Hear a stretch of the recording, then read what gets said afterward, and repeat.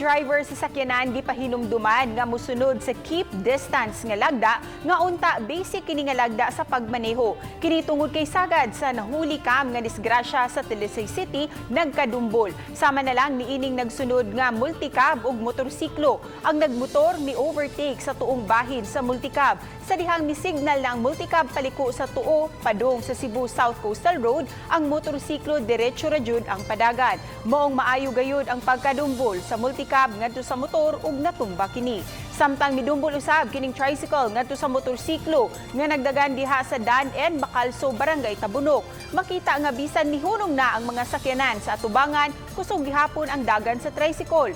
Laing nahuli kam ang pagkalagbot sa driver gikan sa iyang motor dihang kalit nga nadumbulan niining L300 nga sakyanan. Sa ato ang mga motorista nga unta while nagdagan labi na gid sa atong Cebu South Coastal Road, i-maintain lang gid ang gikusgon ug ang insakto nga distansya sa isig kasakyanan. So mo nay usa sa mga hinungdan ngano nga dunay may tabo nga dumbol.